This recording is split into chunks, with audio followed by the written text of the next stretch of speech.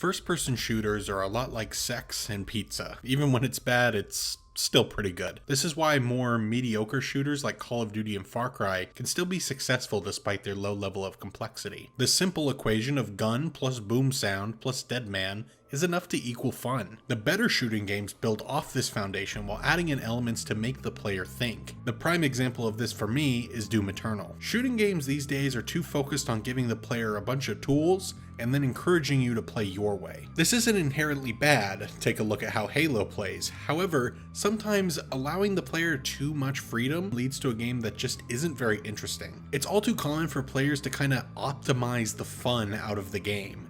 There can be a million options, but they go with what works and what they know. Where Doom Eternal differs is by giving you a bunch of tools and encouraging you to play its way. Now this isn't inherently good either, however with intelligent design and compelling incentives, creates a more well-rounded and deep experience. In this video we will be analyzing how Doom Eternal crafted one of the most tightly designed video games ever made.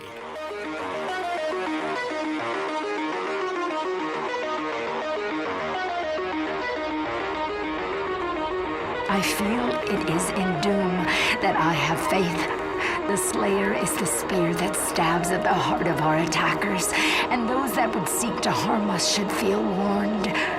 For there is only one dominant life form in this universe, and it carries a steel-barreled sword of vengeance. All hail the coming of the Destroyer. The Slayer's time is now.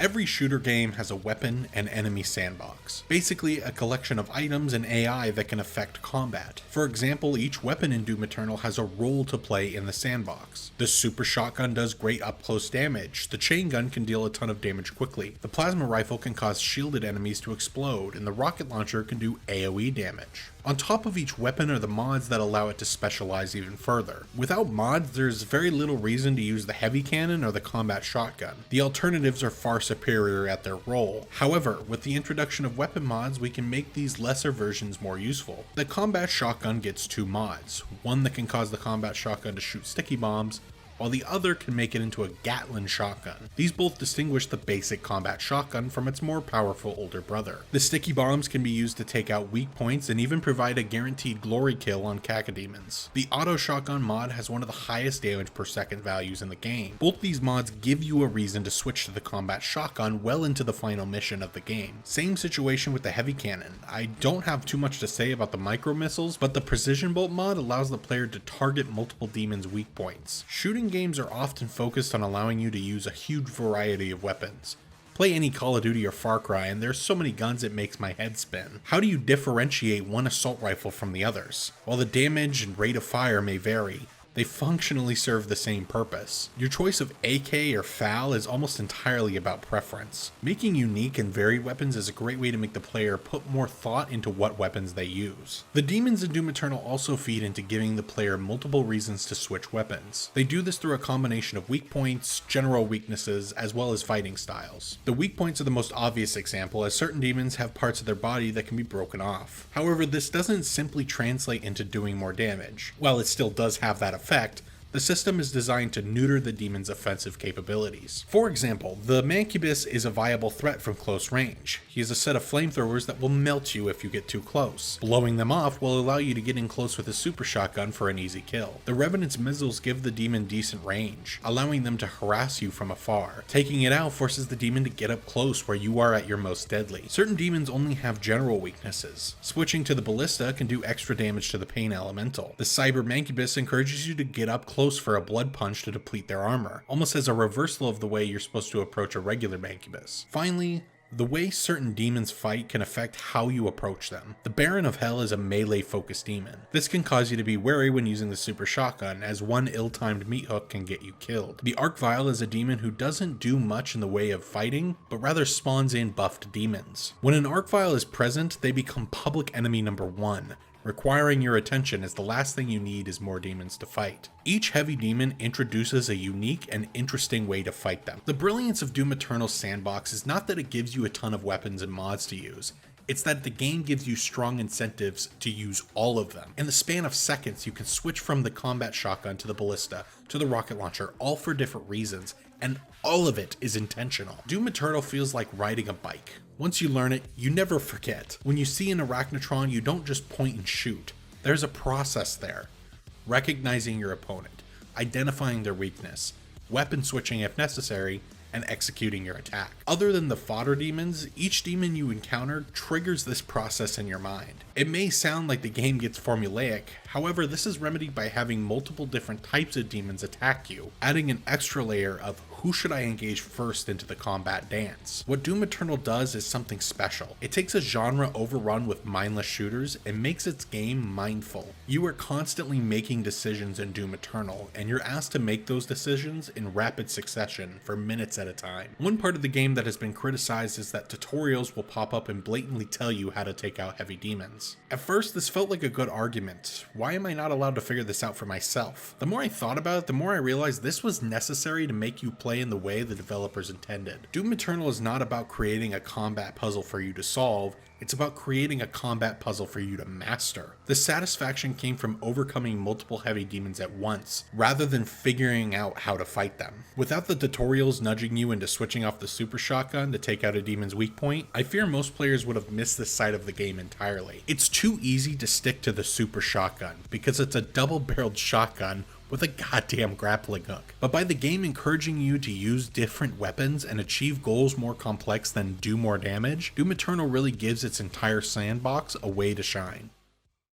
More than any other game I've ever played, Doom Eternal feels like a big game of tug of war. You are constantly in this push and pull game with the demons. This is what made Doom 2016 so fresh when it came out. No other shooter in recent memory really encouraged aggression in the same way Doom did. Glory killing enemies was the primary source of health. Sure, there was health scattered around the level for you to pick up, but the glory kill mechanic was fundamental to the pace and aggression present in Doom 2016's combat. Fast forward to Eternal, and this part of the game has been expanded to brilliant effect. The glory kills remain, and they are just as brutal as ever, but there are other combat-related ways to get health now. The Ice Bomb can be upgraded via the Praetor suit to drop health when demons are killed while frozen. Combine this with a new Flame Belch that ignites demons and causes them to drop armor as they are burned, and it can lead to a giant burst of armor and health if used correctly. The Chainsaw also plays a more critical role in Doom Eternal due to the lower ammo count. This has been a point of contention for the game, as some people found constantly running out of ammo annoying. I understand this sentiment, however, I disagree, as this change also feeds into the weapon switching mentality that the sandbox encourages. The only part I can get behind a little bit is that the chainsaw may not be the best way to integrate getting more ammo. On one hand, the Maker drones offer a more combat-centric way of collecting ammo. Getting a headshot on one of these guys will drop a comparable amount of ammo to a chainsaw kill. However, the chainsaw also is important since it gives a short break during combat. Sometimes you just need to take a second to breathe.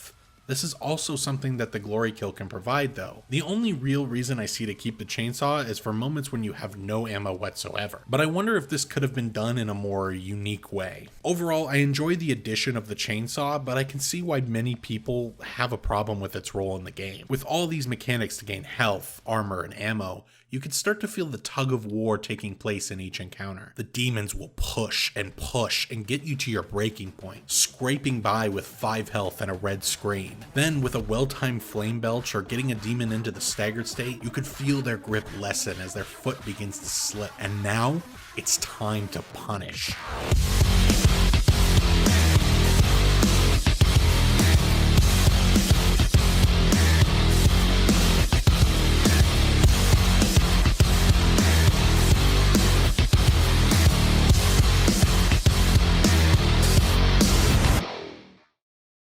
This style of gameplay is so unique to Doom Eternal. and I struggle to think of any other game that is like it. While I cannot deny my love for the design of Halo and Titanfall 2, Doom Eternal takes things in a direction that I think needs to be the blueprint for others to build off of. One of gaming's unique aspects is that it can make the player feel good about themselves. While the obstacles are digital, the dopamine release is certainly real. Doom Eternal does achieve this through its gameplay, but I would be remiss to not admit a great deal of the satisfaction comes from everything else surrounding it. The identity of this Doomslayer being a demigod-like figure who is capable of standing up to hell itself, as well as godlike figures in other advanced civilizations, makes stepping into his shoes all the more satisfying. Doom Eternal is one of the best horror games, but it's not a horror game for you. Demons are trapped in a world with you, not the other way around. While the game is brutally difficult, it only adds to this effect. Clearing a room single-handedly with just the weapons you carry and an unquenchable thirst to rip and tear is empowering. But when you add on top of this, the player is fulfilling the reputation of the Doomslayer, you get something that is unmatched by most games. Plenty of games make you feel like one man going up against the world. Few make you feel like the world is going up against you. Doom Eternal achieves this in a few key ways, one of which being the introduction, in which we are told of all the things that humanity could throw at the demons, you are it. Everyone in the universe plays into this power fantasy. The crew on Phobos is terrified of you, the UAC guards check their tone with your arrival, and a scientist's analysis of you drives them to insanity. Doom Eternal takes the power fantasy of overcoming near impossible feats and meshes it with making you the god of its universe. What the Doomslayer says goes. Ancient civilizations thrive or perish by your hand. Traditions as old as time are broken at your will, and nothing escapes the rage of the Slayer. This game is a power fantasy's power fantasy. Holy fuck, dude. When I wrote this, I must have been on fucking drugs. This is also punctuated by the music. Mick Gordon is very well known for his astounding work on the soundtracks for both Doom Eternal and its predecessor. There is no other game that sounds like this. With all the extra collectibles of metal records, I like to think that the music is all playing in the Slayer's helmet. Like getting a good pump at the gym, the Slayer uses heavy metal to just get a little bit stronger. It can't be understated how much it adds to the game. Doom Eternal's biggest accomplishment is distinguishing itself from the absolute onslaught of mediocre shooters that are released. It creates its own identity and actually encourages the player to think about what they are doing. While I love mindless shooters, it's the ones that have identity and focus that become the greats. While Halo will always be my favorite shooter franchise due to a heavy helping of nostalgia, Doom Eternal is without a doubt the best shooting game I have ever played. It's so rare to have a game reset my expectations. So rare, in fact, that I almost forgot how damn good it feels.